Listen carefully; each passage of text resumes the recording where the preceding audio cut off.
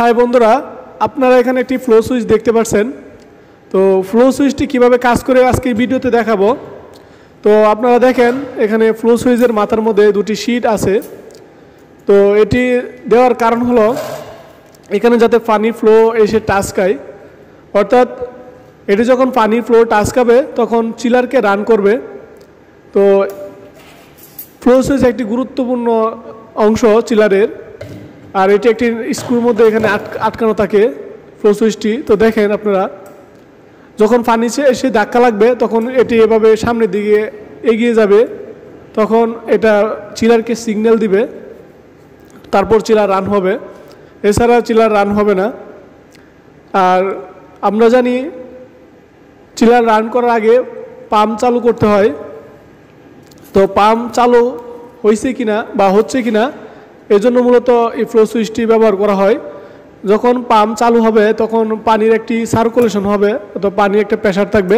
তো পানির প্রেশারটি এসে এই শিটের মধ্যে বাড়ি খাবে, তখন বাড়ি খাওয়ার পর পিছনের দিকে ধাক্কা খাবে, তখন এই ফ্লো সুইচ থেকে চিলারের পিএলসিতে সংকেত পাঠাবে বা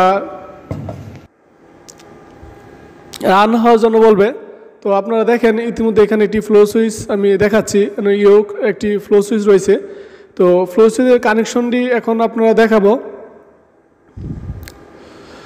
তো আমি আবারও বলছি, ফ্লো সুইচ সিগন্যাল দেওয়ার পরে চিলার রান হয়, অর্থাৎ দেখেন ফ্লো সুইচটি পাইপ চিলারের রিটার্ন লাইনে লাগানো আছে। এখানে দেখেন দুটি তার কানেকশন হচ্ছে, এনও এবং এনসি। তো আপনারা এখানে লক্ষ্য করুন, এখানে 1, 2 এবং 4 এখানে 3টি টার্মিনাল রয়েছে। তো এখানে 1 এবং 4-এর মধ্যে দুটি তার লাগানো আছে, অর্থাৎ যখন পাম্প রান হবে না, পাম্প যখন চালু হবে না তখন 1 আর 2 সংযোগ থাকবে, আর যখন পাম্প চালু হবে তখন 1 আর 4 সংযোগ থাকবে, তখন 1 আর 4 এনসি হয়ে যাবে। তো দেখেন এখানে 1 আর 2 হলো এনসি এবং 1 আর 4 হলো এনও।